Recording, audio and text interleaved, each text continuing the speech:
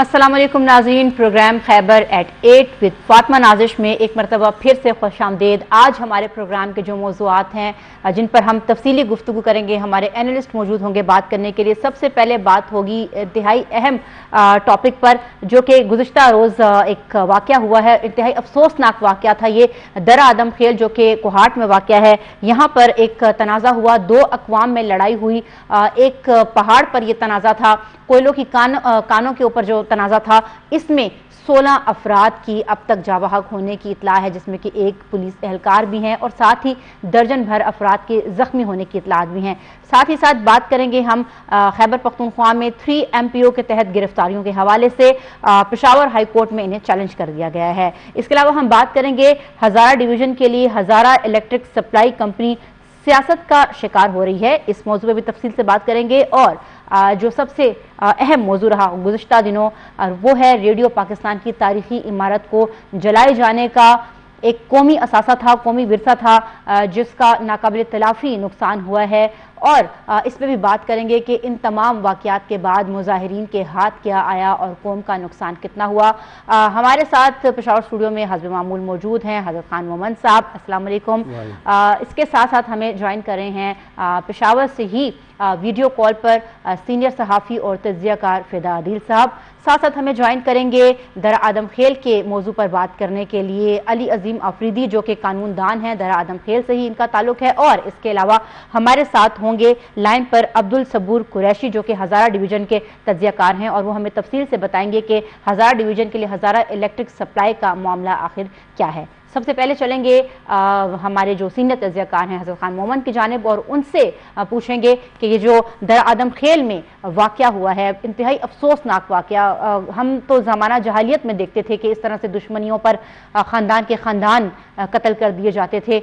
ये क्या मामला था, इस पर थोड़ी सी रोशनी डालें और ये बताएं कि आपको क्या लगता है कि किस तरीके से एक ऐसी जगह जहाँ पर रियासत की रिट हो, कानून मौजूद हो, और फिर इतना जिरगे इस तरह के फैसले करें, या दो जो अक़वाम हैं उनमें इतने बड़े पैमाने पर लड़ाई हो कि इंसानी जानों का जो ज़या है वो इतना ज़्यादा हो गया है। बिल्कुल, ये जो एफ आर कोहाट का एरिया नीम कबायली इलाका है, और दरा आदम खेल में 6 अक़वाम आबाद है। इसमें अखरवाल है, ज़रगुन खेल है, शेराकी है, बोस्ती खेल है, तोर चपर है, जवाकी है, ये कबाइल आबाद है। 2003 में एफ आर कोहाट में या दरा आदम खेल में ये कहते 2003 में कोयले की कानों की दरियाफ्त हुई है, और ये आमदनी का बहुत बड़ा ज़रिया है। मकामी लोग वहाँ का एक तरीक़ाकार है, जहाँ भी कोयले की कानों जिसकी आमदनी आती है तो वो अफराद के, ये तनाज़ा कोयले की कानों पे ही था। ये कोयले की कानों, ये दरअसल ये सनीखेल और खरवाल, इसमें वो ये कहा जा रहा है कि ये सनीखेल का इलाका था, मतलब उनके, लेकिन अखरवाल का ये कहना है कि इसमें हमारी मतलब ये शामिलात हैं, ये मुश्तरका प्रॉपर्टी है। इस पे तनाज़ा हुआ, और इस पे जो कोयले की कान है वो इस पे काम शुरू नहीं हुआ है,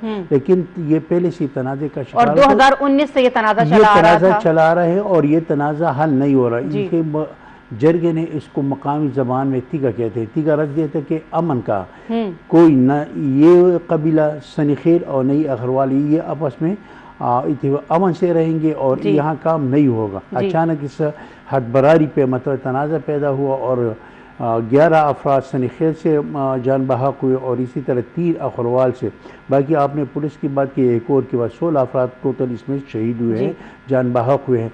लेकिन ये जिस तरह आपने कहा कि ये ज़मानी जहलियत वाली बात है, यह हम मैंने पहले भी बात की, जो ये एफ आर कोहाट का इलाका है, या ये जो दरा आदम खेल है नीम कबाइलियात, इसमें आमदनी का बहुत बड़ा ज़रिया है। हर तकरीबन हर फैमिली को 2-2.5 लाख रुपए मिलते हैं। काफ़ी आप मतलब घर में बैठे हैं और आपको आमदनी मिलती है, 2-2.5 लाख रुपए पे ठीक ठाक गुजारा होता है। ख़ुसूसी तौर पे इस हवाले से जो हमारे पास इत्तलात हैं वो ये हैं कि ये अखरवाल जो कबीला है उनकी तरफ से ज़्यादा ज़ोर था।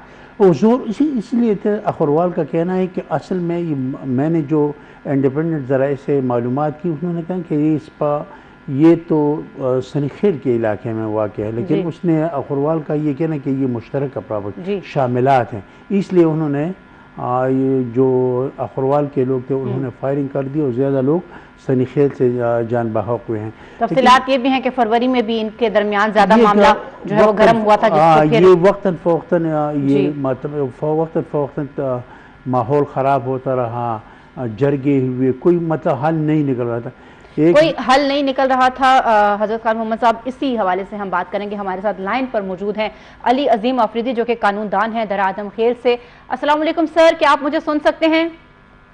وعلیکم السلام, تھینک یو.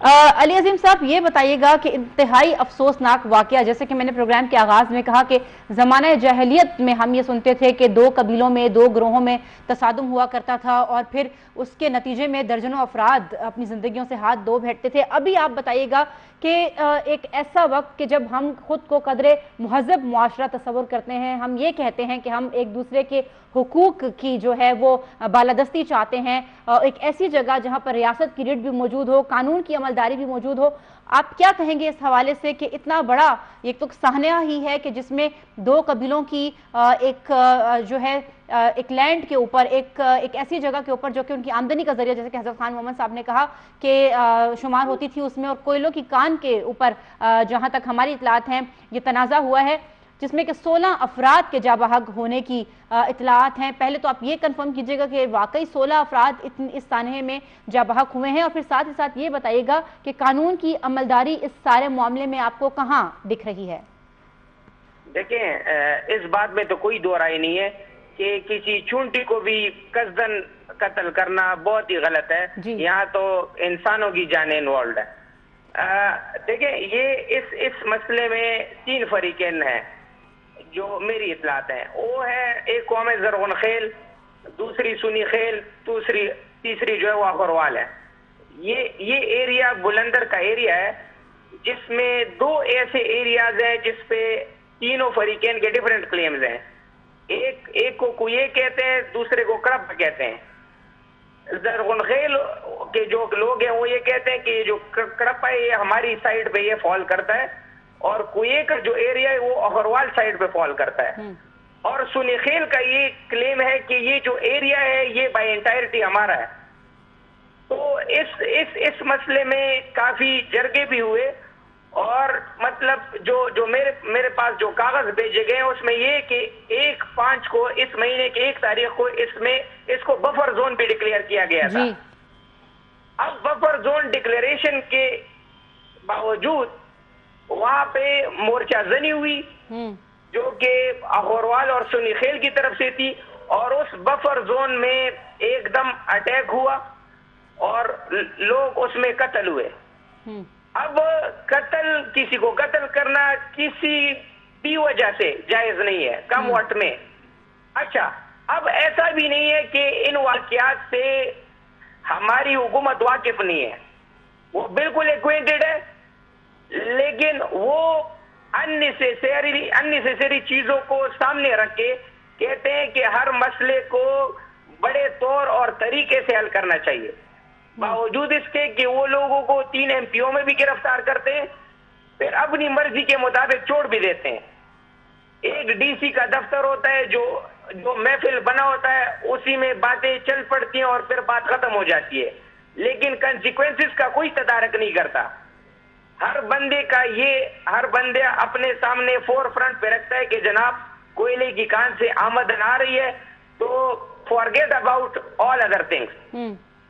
اب میری جو ذاتی یہ رائے ہے وہ یہ کہ درآدم خیل میں دہشت گردی کی بہت بڑی لہر گزری ہے, اور اس کے بعد اللہ تعالیٰ نے ہمارے اوپر فضل کیا اور لوگوں کو کول مائننگ کی صورت میں آمدنی دی. تو ہمیں یہ چاہیے کہ ہم آپس میں بیٹھ کے طور طریقے سے اور ادب کے ساتھ اس مسئلے کو حل کریں, کیونکہ ہمارے ساتھ صرف کول مائننگ نہیں ہے, ہماری اپنی بھی سکلز ہیں. اس سے پہلے بھی لوگ پیسے کماتے تھے, ابھی تو اللہ تعالیٰ کی طرف سے ایک ٹریجر ہے جس سے لوگوں کو استفادہ کرنا چاہیے. علی عظیم صاحب, ہمارے سننے والوں کو یہ بھی بتائیے گا, ناظرین ضرور جاننا چاہیں گے کہ جو افراد اس سارے معاملے میں اپنی جانوں سے ہاتھ دھو بیٹھے ہیں ان کی عمریں کیا تھیں, اور یہ بھی بتائیے گا کہ جو دونوں قبائل ہیں ان میں زیادہ جانی نقصان کس کا ہوا ہے؟ جانی نقصان زیادہ تر سنی خیل کا ہوا ہے, ان میں جو میری اطلاعات ہے 12 بندے شہید ہوئے اور دوسری طرف اخروال قوم کے لوگ شہید ہوئے، وہ بھی 3 ہیں موسٹ پروبلی، اور کچھ 10 زخمی ہیں۔ ایک پولیس اہلکار کی بھی جاں بحق ہونے کی اطلاعات ہیں۔ جوان لوگ شہید ہوئے، کچھ لوگ ایجز تھی، کچھ شادی شدہ تھے، لیکن مسئلہ وہ نہیں ہے، مسئلہ یہ کہ قتل ہوتا کیوں ہے دونوں طرف سے۔ یہاں ایک سوال یہ بھی ہے کسی طریقے سے علی عظیم صاحب، ایک سوال یہ بھی ہے کہ جیسے کہ میں نے آغاز میں یہی بتایا اور یہی کہا، ابھی بھی میرا یہی موقف ہے کہ ایک ایسا علاقہ جہاں پر ریاست کی رٹ ہے، جہاں پر قانون موجود ہے، تو کیا اس طرح کے جو تنازعات ہیں جو کہ خدا نخواستہ جن کے نتائج اتنے بھیانک اور اتنے خونریز نکل سکتے ہیں، تو کیا وہاں پر بھی ابھی بھی یہی کانسیپٹ ہے کہ جرگہ ہی مسئلے کو حل کرے گا؟ کیونکہ جو اطلاعات ہمارے پاس ہیں اس میں ہمیں یہ بھی پتہ چلا ہے کہ فوج کی جانب سے بھی کچھ مصالحت کی کوشش کی گئی تھی، اور یہ بھی ہمیں پتہ چلا ہے کہ جو کمشنر ہیں کوہاٹ کے، ان کی طرف سے بھی کچھ جو ہے اس معاملے کو سورٹ آؤٹ کرنے کی، اس مسئلے کو سورٹ آؤٹ کرنے کی کچھ کوششیں کی جا رہی تھی پولیس کی جانب سے، تو اس پر تھوڑی سی روشنی ڈالیے گا۔ دیکھیں مصالحت کا جس طرح میں نے پہلے کہا کہ اسی مہینے کی 1 تاریخ پہ ایک ایگریمنٹ لکھا گیا ہے، اس پہ تمام فریقین کے دستخط موجود ہیں اور اس کو بفر زون ڈکلیئر کیا گیا تھا اور مصالحت چلتی آ رہی ہے۔ اب درمیان میں ایک ایسی سچویشن آ گئی جس میں دونوں فریقین نے ایک دوسرے کی طرف ہاتھ بڑھانا شروع کیا اور اس کے نتیجے میں لوگ قتل ہوئے۔ مسئلہ یہ نہیں ہے کہ کسی نے مصالحت کی کوشش نہیں کی، یہ مسئلہ چلتا آ رہا ہے کافی عرصے سے، اور ابھی بھی جو مجھے اطلاعات آئی ہیں جو خوشائند ہے کہ 7 دن کے لیے جو ہم اس کو کہتے ہیں تیگا، مطلب کہ امن کا پیغام پہنچایا گیا ہے کہ کوئی فریق دوسرے کو کچھ نہیں کہے گا۔ تو کیا موقف اس حوالے سے کیا موقف سامنے آیا ہے دونوں قبیلوں کا؟ اس حوالے سے کیا موقف دونوں قبیلوں کا سامنے آیا ہے؟ ابھی 7 دن کے لیے کوئی بھی شخص انٹرفیئر نہیں کرے گا اور اس کے بعد لوگ بیٹھیں گے۔ اب چار اقوام ہے جو شیراکی پر مشتمل ہے، بستی خیل ہے، تور شبر ہے اور زواکی ہے، ان کے مشران نے یہ ڈیسائیڈ کیا ہے کہ ہم اس مسئلے کے حل کے لیے کوئی قدم بڑھائیں گے۔ تو میری دعا ہے کہ اللہ کرے کہ یہ مسئلہ حل ہو جائے، اور میری جو ایڈوائس ہوگی وہ سب کے لیے یہی ہوگی کہ مشترکہ طور پہ اس ٹریجر سے، اس خزانے سے سارے فائدہ اٹھائیں اور کچھ لوگ درگزر کریں اور کچھ لوگ ہاتھ آگے بڑھائیں اور اس مسئلے کو امن کی طرف لے کر جائیں۔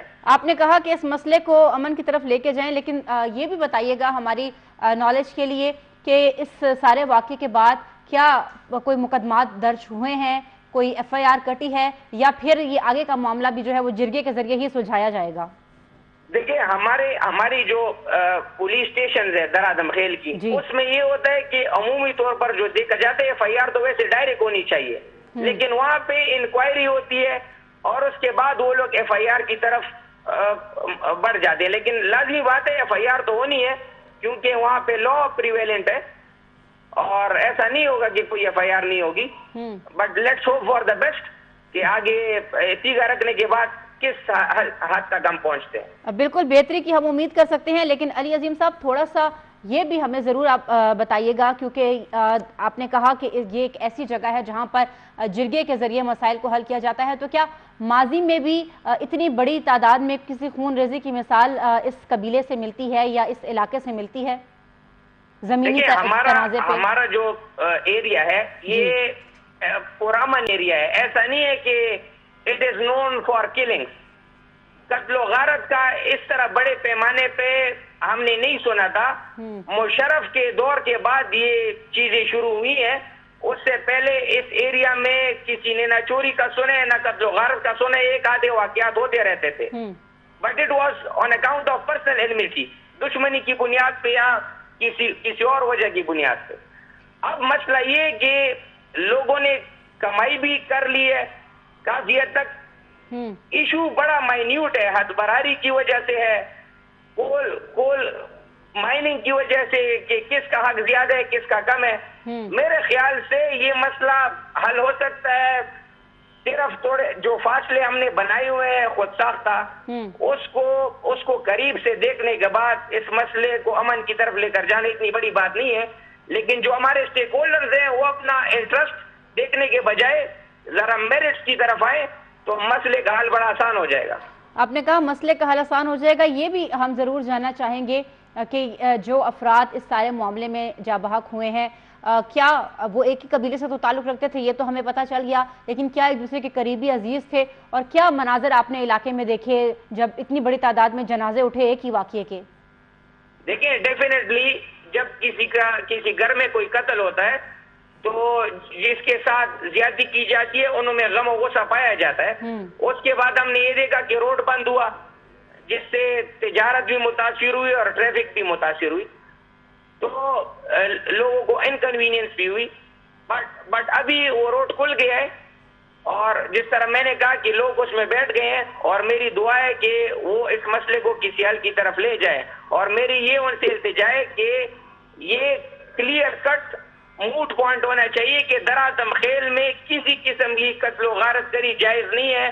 اسلام میں اس کی 0% گنجائش ہے. نو ٹالرنس آن کلنگ. بالکل، بہت شکریہ علی عظیم صاحب، آپ نے بڑا بریفلی اس سارے معاملے پر روشنی ڈالی. پروگرام میں وقت دینے کا بہت شکریہ. حضرت خان محمد صاحب آپ کی طرف آئیں گے اسی حوالے سے.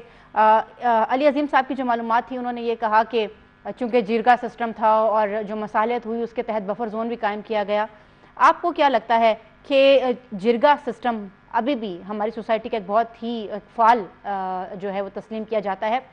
ایک جب بھی ہم دیکھتے ہیں خصوصی طور پر جو گاؤں دیہات کے علاقے ہوتے ہیں وہاں پر لوگ پریفر کرتے ہیں جرگہ سسٹم کو، لیکن جب اس طرح سے آپ کو لگ رہا ہو کہ ایک بڑے پیمانے پہ خون ریزی ہو سکتی ہے تو وہاں پھر آپ کو کیا لگتا ہے کہ قانون کی عملداری کتنی ضروری ہے؟ قانون کی آپ نے بات کی، لیکن میں آپ کو کہ یہ کیونکہ یہ نیم قبائلی علاقے ہیں، یہاں جرگے کے ذریعے سے تمام مسائل حل کیے جاتے ہیں. اب بھی یہ باقی جو اس نے علی عظیم افریدی نے بتایا کہ 4 قبیلوں کے لوگوں نے مل کر مطلب یہ سیز فائر کیا اور جنگ بندی کی ہے. انہوں نے یہ بھی کہا ہے کہ 7 دنوں کے لیے امن کاتی گا. انہیں امن کے لیے جو معاہدہ ہے وہ امن کا معاہدہ ہو چکا ہے 7 دن کے لیے. انہوں نے یہ بھی دعا کی کہ اللہ تعالیٰ کرے کہ یہ جرگہ کامیاب ہو.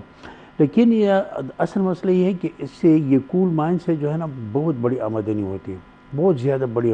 اور یہ جو ایف آر کوہاٹ کا علاقہ ہے درادم خیل میں، اس میں کول مائن یا کوئلے کی جو کان ہے بہت بڑی تعداد میں ہے. یعنی یہ کوئلہ سونا ہوگا ابھی لوگوں کی آمدنی کا بہت بڑا ذریعہ ہے. اس لیے اس پہ یہ بلندر خیل کا علاقہ ہے، پہاڑی علاقہ ہے، اس کی حد براری پہ تنازع ہوا ہے اور ابھی ہو سکتا ہے کہ یہ مسئلہ حل ہو. لیکن عدالتی فیصلوں سے یہ مسئلہ حل نہیں ہوتا. اگر عدالت فیصلے بھی کر لے تب بھی اس پر عمل درآمد ممکن نہیں.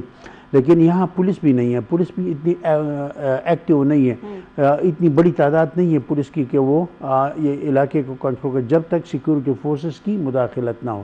سیکورٹی فورسز کی مداخلت سے یہ جنگ سیز فائر بھی ہوا ہے اور مطلب اس پہ حالات پہ قابو پا لیا گیا. آپ نے کہا حالات پہ قابو پا لیا گیا، اور یہ بھی ہمیں بتائیے گا کہ کیا آپ نے کبھی خیبر پختونخوا کے کسی حصے میں اس طرح کی زمینی تنازع پر کوئی دیکھا ہے معاملہ؟ یہ تو قبائلی علاقوں میں تو یہ کوئی نئی بات نہیں ہے. قبائلی علاقوں میں اس طرح شمالی وزیرستان، جنوبی وزیرستان، مومان باز اور یہ سارے علاقوں میں سب سے زیادہ بڑی لڑائی جو ہے نا وہ شمالی وزیرستان میں وہ پہاڑوں پہ ہوئی ہے. اسی طرح جنوبی وزیرستان میں قبائلی علاقوں میں یہ تو یعنی یہ ایک عام روش ہے جو کہ وہاں پر اپنائی جاتی ہے. ابھی تو میں کہتا ہوں مومند میں سب سے زیادہ تنازعات معدنیات پہ ہے. وہاں نیپرائٹ ہے، کرومائٹ ہے، کاپر ہے، مختلف چیزیں ہیں، معدنیات ہیں.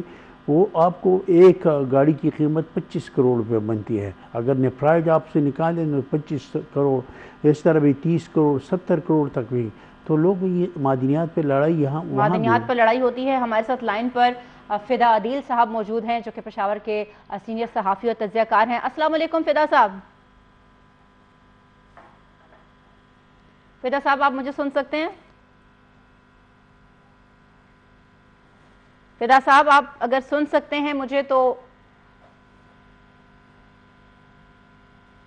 فدا صاحب ہمارے ساتھ لائن پر تو ہیں لیکن وہ شاید ہمیں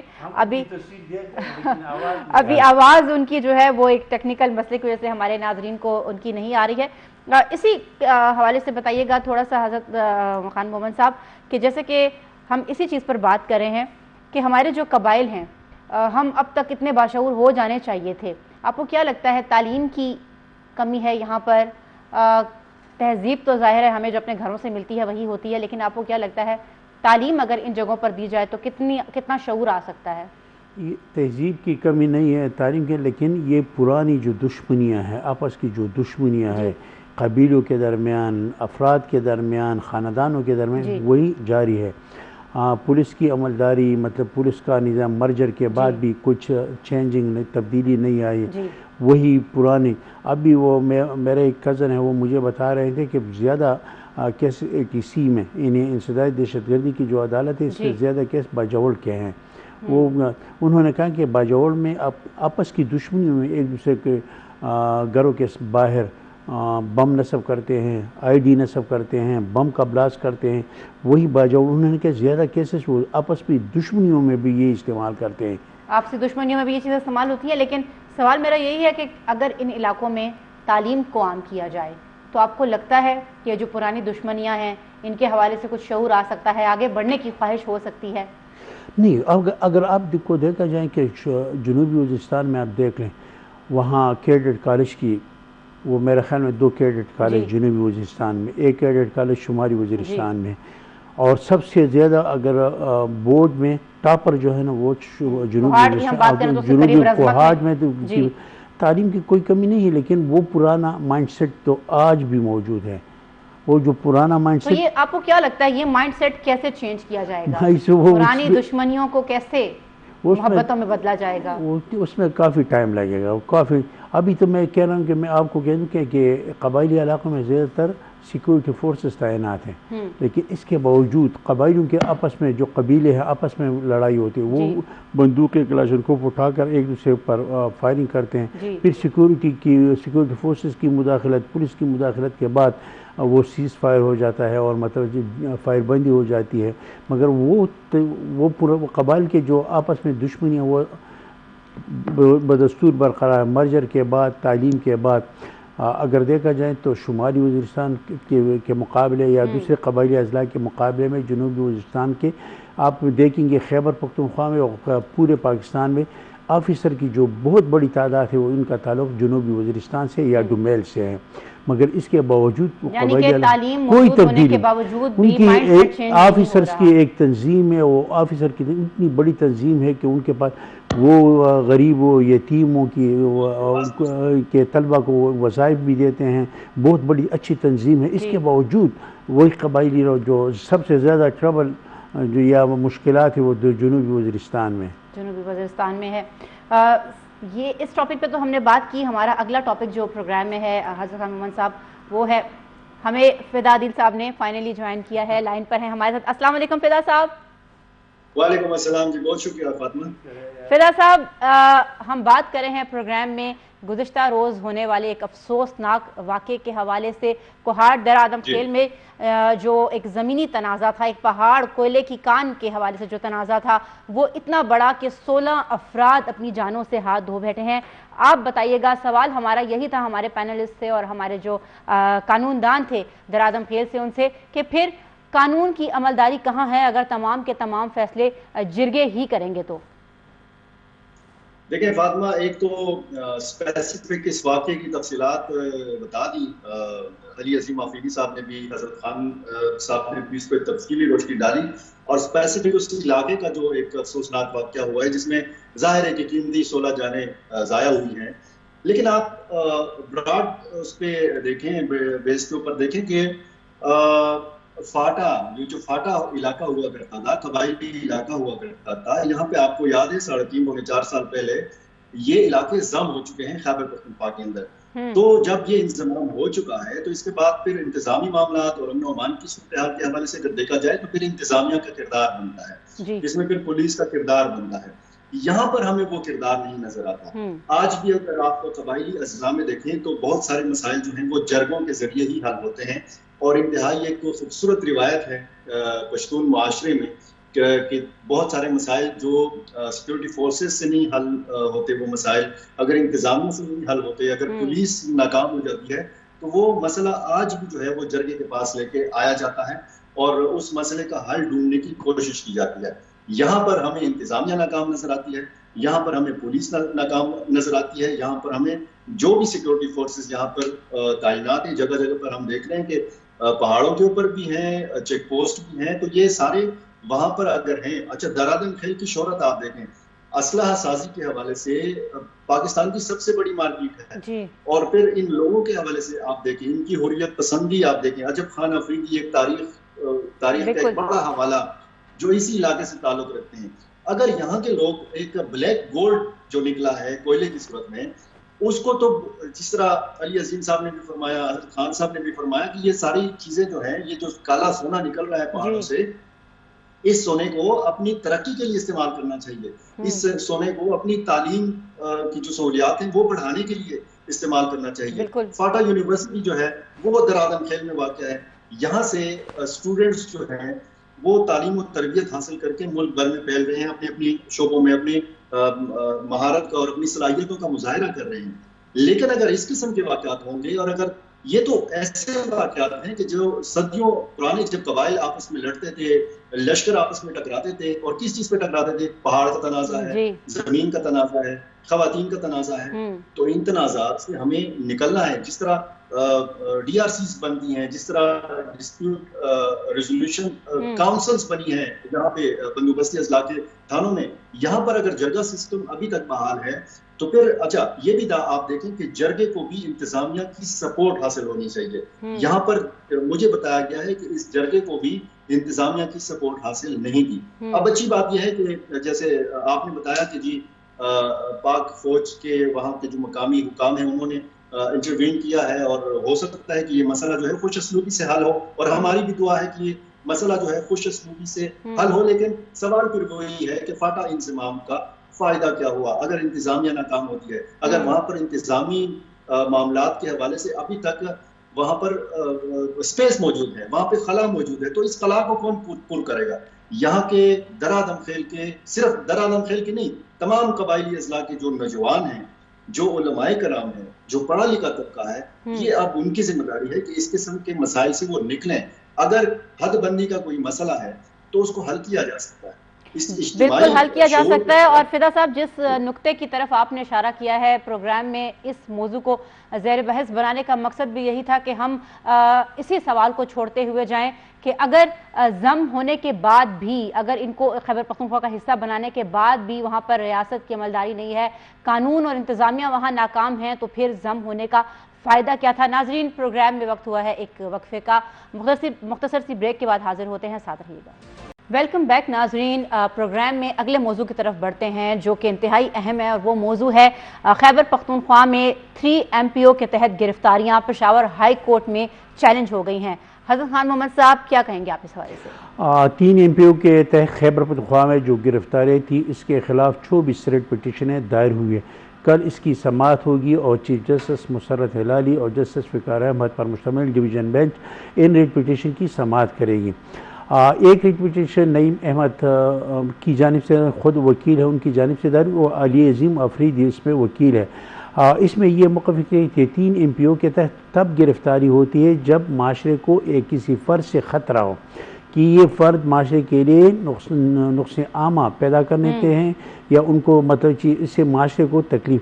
اس نے کہا کہ اس میں ریٹ پٹیشن میں یہ موقف اپنایا گیا کہ جن کے خلاف 3 MPO کے تحت وارنٹ جاری ہوئے یا ان کے تحت گرفتاری مطلوب ہے، وہ لوگ تو اس وہ معاشرے سے اس کو کوئی تکلیف نہیں ہے، پریشانی نہیں ہے، اور جن کو گرفتار کیا ان کی جانب سے بھی ریٹ پٹیشن دائر ہوئی ہے، اور کل پشاور ہائی کورٹ میں اس کی سماعت ہوگی.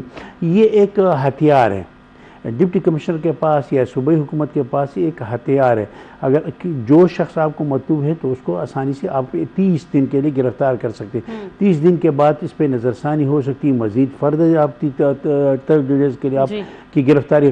یہ سیاسی ہتھیار کے طور پر یہ 3 سیاسی ہتھیار کے طور پر 3 MPO کو استعمال کیا جا سکتا ہے اور کیا جاتا ہے، ایسا کہنا ہے حضرت خان مومن صاحب کا. ناظرین، پروگرام میں ہمیں جوائن کیا ہے ہزارہ ڈویژن کے تجزیہ کار عبدالصبور قریشی نے. السلام علیکم سر. وعلیکم السلام.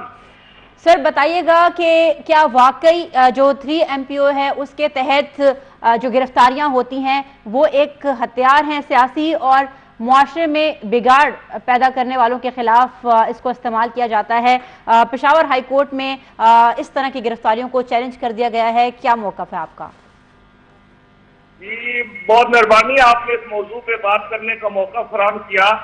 میں یہ سمجھتا ہوں کہ بڑا انفارچونیٹ ہے ہماری پولیٹیکل پارٹیز میں کہ جتنے بھی ہماری سیاسی قائدین ہیں وہ اپنے ورکروں کو ایجوکیٹ ہی نہیں کرتے کہ احتجاج جو ہر پولیٹیکل پارٹی کا ایک بنیادی حق ہے اس کو کس طرح استعمال کیا جائے, اس میں کس طرح مورل اور قومی املاک کو نقصان سے بچایا جائے. نہ ہمارے ہاں تو پولیٹیکل انسٹیٹیوشنز ہیں ایسے, نہ ڈیموکریٹک ویلیوز ہیں جن کو ہم استعمال کر کے جس طرح جمہوری ممالک میں ایک مہذب طریقے سے احتجاج کیا جاتا ہے اس میں قومی ترتیبات کو نقصان نہیں پہنچایا جاتا. اسٹوڈنٹس کے لیے, مریضوں کے لیے, ذرائع آمد و رفت کے لیے کسی قسم کی مشکلات نہیں پیدا کی جاتی. ہماری پولیٹیکل پارٹیز میں یہ خلا رہا ہے اور بہت سارے لوگ سیاسی نظریات کے حد سے جذباتی طور پہ یہ سارے اقدامات کرتے ہیں جس کی بنیاد پہ ملک کی بھی بدنامی ہوتی ہے اور اس پولیٹیکل پارٹی میں بھی سنجیدہ لوگ خوش نہیں ہوتے اور عوام الناس کی نظر میں اس کی کریڈیبلٹی, اس کی ساکھ جو ہے وہ متاثر ہوتی ہے. جس طرح ابھی حالیہ جو واقعات ہوئے ہیں اس میں آپ دیکھیں کہ ایک جمہوری ملک میں اب ایک آرمی عدالتوں کی طرف رخ کیا جا رہا ہے. اس کی بنیادی وجہ یہ ہے کہ جتنے بھی ہمارے ادارے تھے انہوں نے اپنے حدود و قیود کو کراس کیا جس کی بنیاد پہ ہمارے اداروں کو الٹرنیٹ آپشن پہ جانا پڑا. تو ضرورت اس عمل کی ہے کہ سیاسی قائدین خواہ وہ پیپلز پارٹی سے ہیں, مسلم لیگ نون سے ہیں یا تحریک انصاف سے ہیں, ان کو چاہیے تو اپنے ورکروں کو ایجوکیٹ کریں, ان کو سمجھائیں اور ان کو یہ بتائیں کہ تشدد جو ہے وہ کبھی بھی کسی احتجاج کا ذریعہ نہیں رہا ہے. ایک پازیٹیو طریقے سے, مثبت طریقے سے قومی ساکھ کو بحال رکھتے ہوئے اگر احتجاج کیا جائے یہی جمہوریت کا حسن ہے اور اسی طرح پولیٹیکل پارٹی جو ہے ان کی عزت میں اضافہ ہوتا ہے.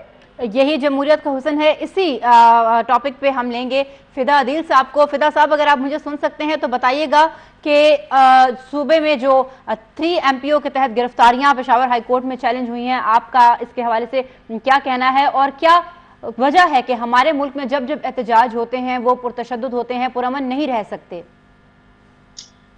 فاطمہ دیکھیں, یہ جتنے بھی لوگ گرفتار ہوئے ہیں بہت معصوم لوگ ہیں, ان کو فوری طور پر رہائی ملنی چاہیے. انہوں نے کیا مطلب آپ پاکستان تحریک انصاف کی قیادت سے بھی اگر پوچھ لیں تو یہ تو تحریک انصاف کے کارکن تھے ہی نہیں, یہ تو شرپسند تھے. لیکن تحریک انصاف کی جانب سے تو یہ کہا گیا ہے کہ جن لوگوں کی گرفتاریاں عمل میں آئیں ان کی قانونی پیروی تحریک انصاف کرے گی. کچھ ایسی خبر بھی سننے میں آئی ہے. نہیں دیکھیں, جو زخمی ہوئے ہیں, جو شہید ہوئے ہیں ان سارے واقعات میں, وہ سارے تو تحریک انصاف کے کارکن ہیں, ٹھیک ہے. اور جو اب گرفتار ہوئے ہیں وہ ظاہر ہے کہ کچھ تو اس میں تحریک انصاف کے کارکن بھی ان کے ہاتھ لگے ہوں گے. وہ جو ہاتھ ان کو لگے ہیں وہ بیچارے معصوم ہیں, وہ بے گناہ ہیں. لیکن جو زیادہ گراؤ جلاؤ کیا ہے, جو توڑ پھوڑ کی ہے, وہ شرپسند عناصر نہیں کیا جن کا تحریک انصاف سے کوئی تعلق نہیں ہے. تو اول تو سب سے مطلب جو پرزور ایک مطالبہ ہے کہ ان کو فوری طور پر رہائی ملنی چاہیے ان معصوم لوگوں کو. کہ اچھا یہ بھی اس میں دیکھنا چاہیے کہ اس میں کچھ حد تک اس بات میں حقیقت ہے کہ وہاں پر دیکھیں, آپ نے بھی مختلف ان کی ریلیاں, ان کے جلسے جلوس کور کیے تھے. یہ جو چہرے مجھے اس دن نظر آ رہے تھے یہ تحریک انصاف کے چہرے نہیں تھے. یہ تحریک انصاف اگر آپ کا لاکھ اختلاف ان سے ہو سکتا ہے, ان کے طرز تکلم سے, ان کے طرز عمل سے لاکھ اختلاف ہو سکتا ہے, عمران خان کی سیاست کے انداز سے آپ کو اختلاف ہو سکتا ہے, لیکن اس میں آپ دیکھیں کہ تحریک انصاف کا ایک کارکن جو ہے وہ پڑھا لکھا کارکن بھی ہے. وہ سوشل میڈیا پہ جو ایک گالی بریگیڈ ہے. لیکن فدا صاحب سوال تو یہ بھی ہے کہ ظاہر ہے آپ نے ان تمام پروٹیسٹ کو کور کیا, میں نے کور کیا, وہ پڑھا لکھا چہرہ ہمیں نظر نہیں آیا. وہی میں کہہ رہا ہوں, وہی میں عرض کر رہا ہوں کہ وہ پڑھا لکھا چہرہ نہیں نظر آیا.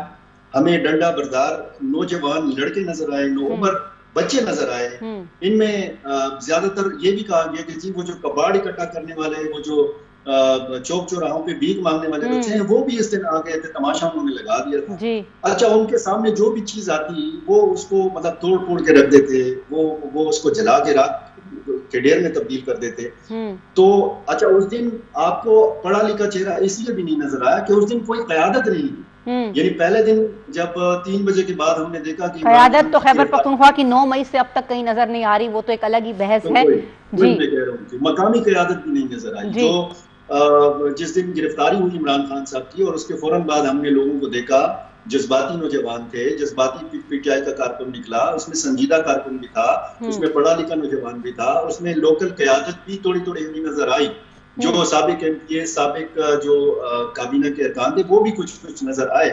لیکن دوسرے دن تو اس ہجوم کو بغیر قیادت کے چھوڑ دیا گیا. شتر بے مہار کی طرح اگر ایک ہجوم بلوائیوں کا ایک ہجوم بن جاتا ہے اور وہ جا کے توڑ پھوڑ کر رکھتا ہے, تو ظاہر ہے کہ جب قیادت نہیں ہوگی تو روکنے ٹوکنے والا کوئی نہیں ہوگا, تو ظاہر ہے کہ پھر اسی قسم کے مناظر. فیض صاحب آپ کی اس بات پر میں موقف ضرور لینا چاہوں گی حضرت خان مومن صاحب کا. انہوں نے کہا کہ بڑے معصوم لوگ ہیں, ان کو چھوڑ دینا چاہیے. انہوں نے تمام کو بے گناہ قرار دیا. میں اس سے بصد احترام اختلاف کرتا ہوں. جانے پہچانے چہرے بھی تھے, اور پی ٹی آئی کی اہم لیڈر بھی تھے, سابق ایم پی اے بھی تھے, سابق ایم این اے بھی تھے, وہ تو ویڈیو میں موجود ہے. لیکن فضا دل صاحب نے ان کو کلین چٹ دے دیا. میں اسے کلین چٹ دے دیا آپ نے ان کو حضرت خان مومن صاحب کے مطابق. دیکھیں حضرت خان صاحب جو ہیں بڑے منجے ہوئے صاحب ہیں, بڑے جو ہے وہ ہر چیز کی باریکیوں کو بھی سمجھتے ہیں.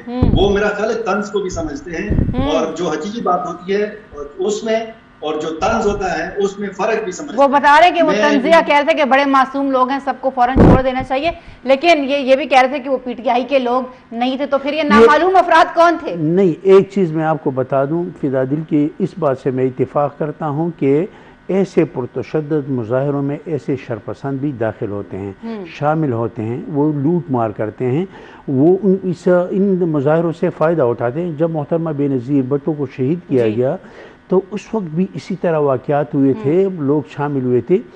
میں آپ کو بتا دوں کہ ایک گرین مارکیٹ کے سامنے موبائل کی مارکیٹ ہے, وہاں لوگوں نے کوشش کی, یہ جو شرپسند اوپر مسلح افراد بیٹھے تھے, جب ان کو مسلح افراد کو دیکھا تو وہ بھاگ گئے.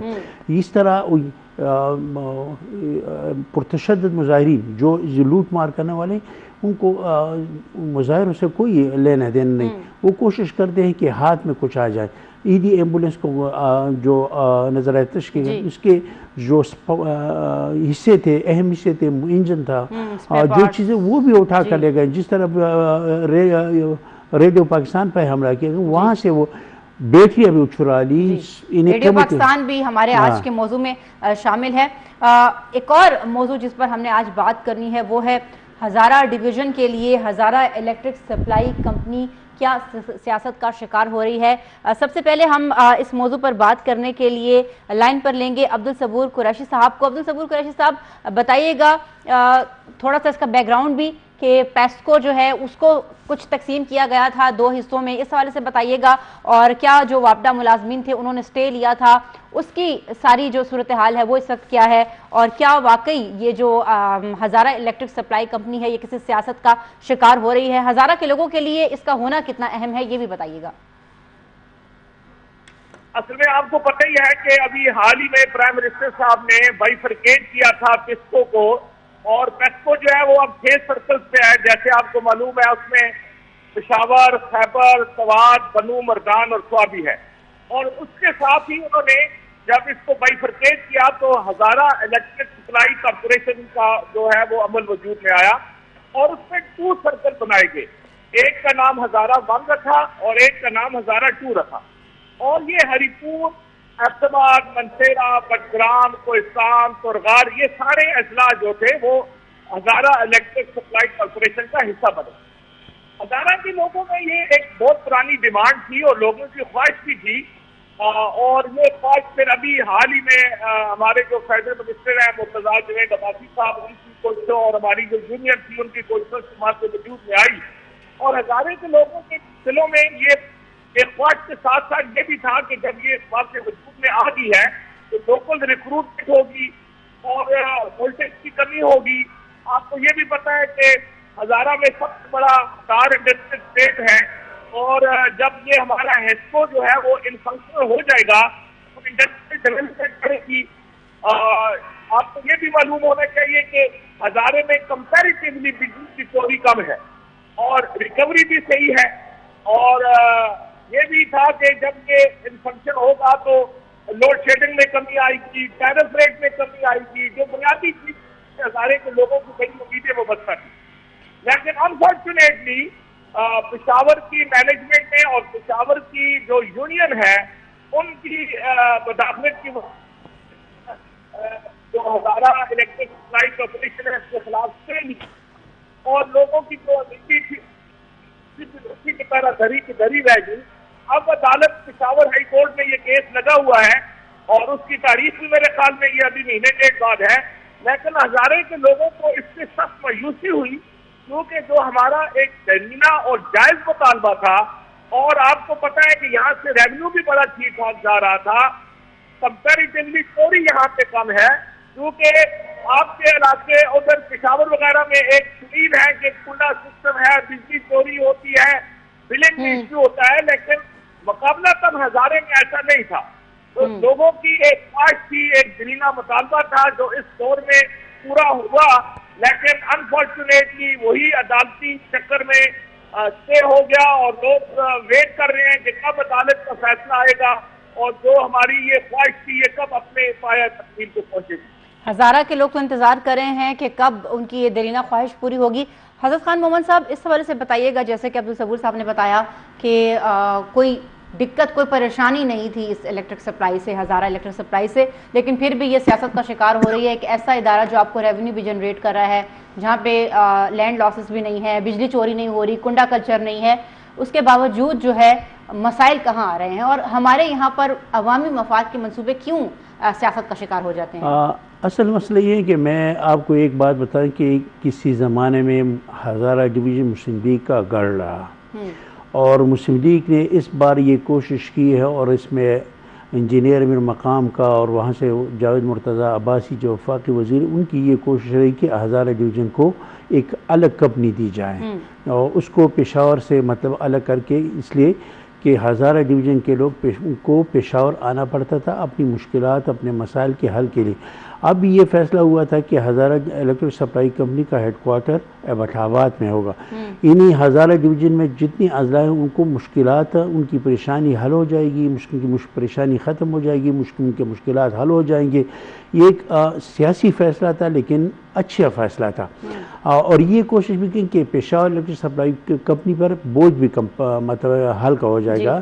جو بوجھ ہے ہزارہ ڈویژن کا، یہ ہزارہ ڈویژن میں کافی اضلاع ہے، ہری پور ہے، ایبٹ آباد ہے، تورغر ہے، کوہستان ہے، بٹگرام ہے، کافی اضلاع ہے ہزارہ ڈویژن میں.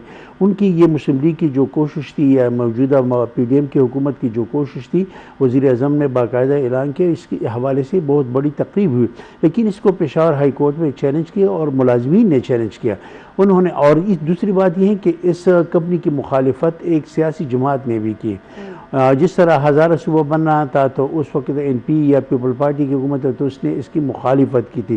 اب بھی جو یہ ہزارہ الیکٹرک سپلائی اس کی مخالفت کی ہے کہ ہزارہ الیکٹرک سپلائی کمپنی نہیں بننی چاہیے. یہ کہ ہزارہ ڈویژن کے لوگوں کے ساتھ ناانصافی ہے، میرا خیال ناانصافی ہے. فدا عدیل صاحب بتائیے گا آپ اس حوالے سے آپ کی کیا رائے ہے؟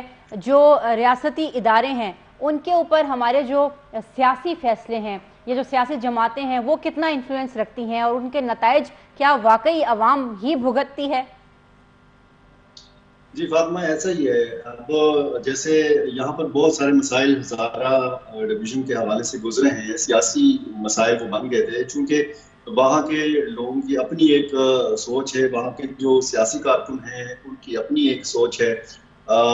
وہ جیسے آپ کو یاد ہوگا کہ صوبے کے نام کے حوالے سے ایک تنازع کھڑا ہوا تھا کہ اس صوبے کا نام جو ہے وہ ہزارہ کے لوگوں کی جو رائے ہے وہ بھی اس میں شامل ہونی چاہیے. بہرحال وہ پھر نام جو ہے وہ خیبر پختونخوا ہو گیا.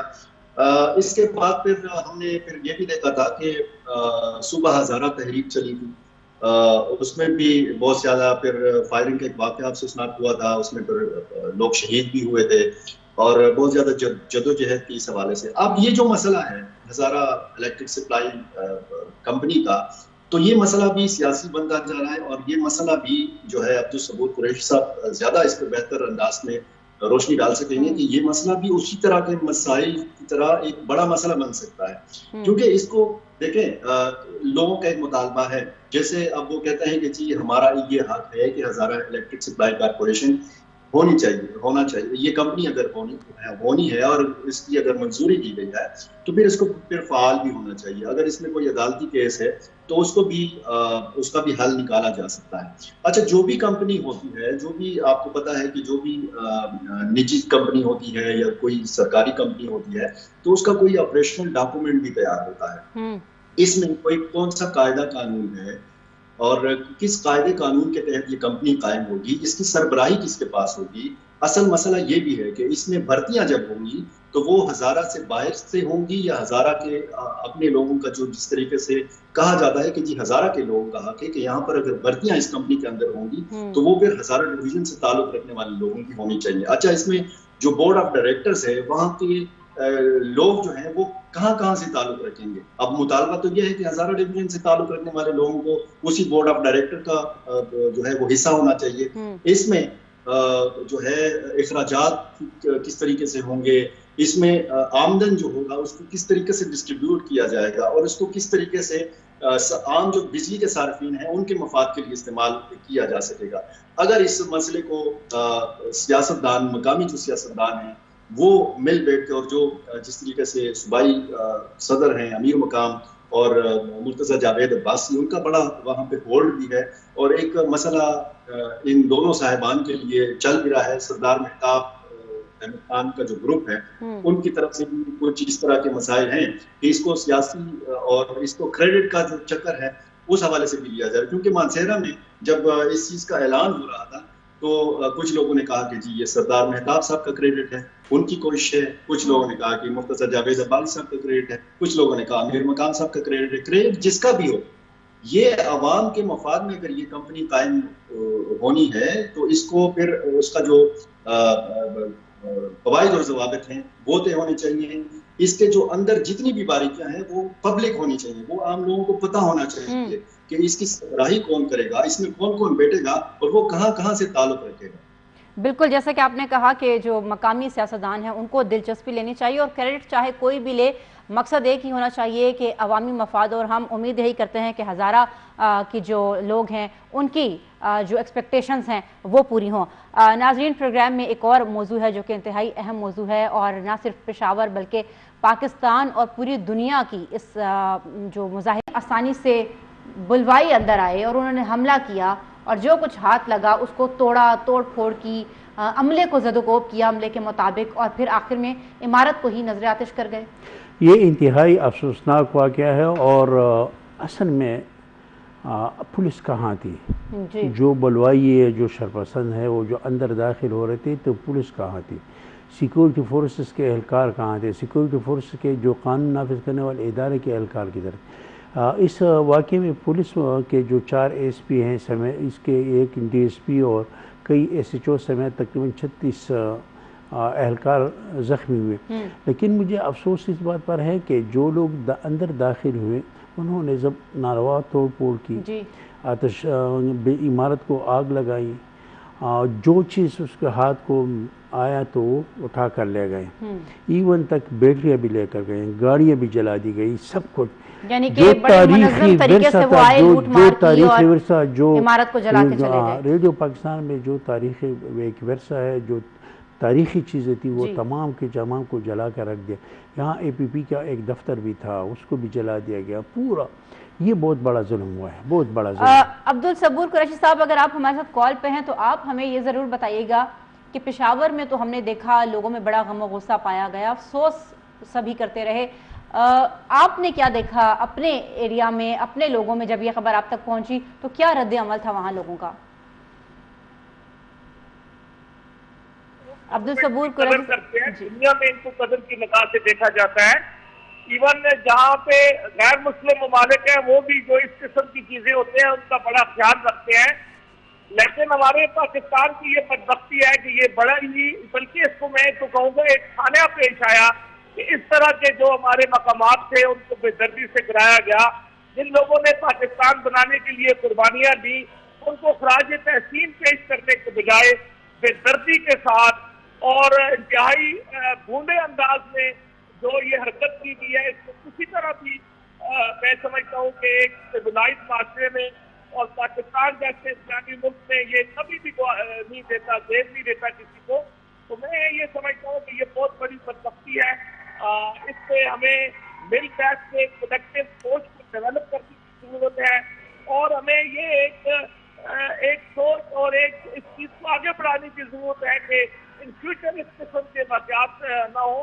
اس سے نہ صرف پاکستان میں بلکہ پوری دنیا میں ہماری بدنامی ہوگی، اور اپنا ضمیر بھی انسان کو معاف نہیں کر سکتا کہ جن کی ہمیں قدر کرنی چاہیے، جن کے لیے ہم ہمارے اسلام سے قربانیاں دی ہیں، ان کے ساتھ ہم یہ جو طریقہ اختیار کر رہے ہیں، یہ کسی بھی معاشرے کے لیے، کسی بھی ملک کے لیے، کسی بھی قوم کے لیے میں سمجھتا ہوں کہ دیکھ نہیں دیتا. اور کنڈیمیبل ایکشن ہے. بالکل بالکل. اور فدا صاحب سے بھی ہم اسی حوالے سے بات کرنا چاہیں گے. فدا صاحب، آپ نے بھی ضرور وہاں پہ جا کے رپورٹنگ کی ہوگی. اگر بات کریں تو ہم اور آپ ریڈیو پاکستان میں بھی شو کرتے ہیں کرنٹ افیئر کا. آپ کو کیا لگتا ہے، کیا پہلے تو یہ بتائیے کیا جذبات تھے جب ریڈیو پاکستان کی اس عمارت کو آپ نے جلتے ہوا دیکھا جہاں پر جا کے ہم شوز کرتے ہیں بیٹھ کے؟ کیونکہ میں نے جب اپنی آنکھوں کے سامنے اس عمارت کو نظر آتش ہوتے ہوئے، شعلے بلند ہوتے ہوئے آگ کے دیکھے تو یقین جانے دے خون کے آنسو رو رہا تھا کہ بھئی کل تو میں یہاں پہ پروگرام کر کے گئی، پتہ نہیں، یہ بھی ذہن میں وہم آ رہے تھے کہ دوبارہ کبھی اس عمارت کے اندر داخل ہونے کا موقع ملے گا یا نہیں ملے گا. تو اپنے پہلے تو آپ بتائیے کیا جذبات تھے، اور پھر یہ بھی بتائیے گا کہ جو مظاہرین تھے جنہوں نے جو عملہ ہے ان کے مطابق، وہاں پہ جو انتظامیہ موجود تھی ان کے مطابق قرآن شریف کے واسطے دینے کے باوجود وہ وہاں سے نہیں نکل رہے تھے، تو ان مظاہرین کو کیا ملا یہ سب کچھ کر کے؟ اپنی رائے دیجیے گا. دیکھیں، میرا یہ خیال ہے، ایک تو جذبات کے حوالے سے میں بات کروں کہ جس طرح آپ خدا نخواستہ آپ کے گھر کو آگ لگتی ہے اور اس وقت جب آپ کے جذبات ہوتے ہیں تو اس طرح کے جذبات تھے. کیونکہ تقریباً 13-14 سال سے میں ریڈیو جا رہا ہوں، ریڈیو میں پروگرام کر رہا ہوں، اور وہاں پر یہ جب میں گیا تو وہاں پہ ایک اطمینان بھی ہوا، خوشی بھی ہوئی کہ جو جہاں پہ ہم پروگرام کرتے ہیں، جہاں پہ وہ اسٹوڈیو کا ایریا ہے وہ محفوظ تھا، اور وہ اس میں پھر اسٹاف کا بھی کمال تھا، وہاں کے انجینئرز کا بھی کمال تھا، اور یہ بھی ان کا کمال تھا کہ فوری طور پر جو ہے اس آواز کو دوبارہ بحال بھی کر دیا گیا، ریڈیو کی آواز کو بند نہیں کیا جا سکا.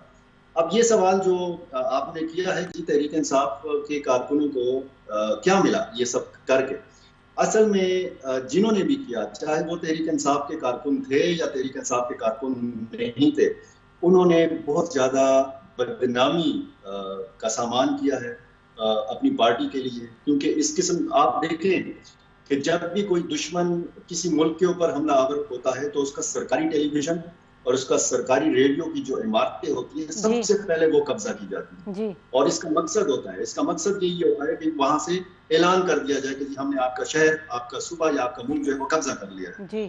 تو یہاں پر تو دشمن لوگ تو نہیں تھے، دشمن نہیں تھے، اپنے ہی لوگ تھے. فدا صاحب بالکل آپ نے بجا فرمایا، اور یہ وہی ریڈیو تھا، ہمیں یاد رکھنا چاہیے کہ جس نے قوم کو پاکستان بننے کی خوشخبری دی تھی، لیکن ہم وہ بدنصیب قوم ثابت ہوئے کہ جس نے ایسی ہی جگہ کو، ایسی درسگاہ کو، ایسی عمارت کو نظر آتش کر دیا.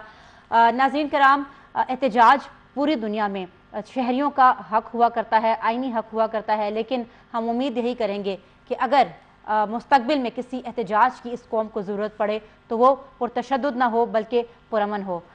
پروگرام کا اختتام کریں گے. اپنا ڈھیر سارا خیال رکھیے گا. اگلے پروگرام تک کے لیے اجازت دیجیے. اللہ حافظ.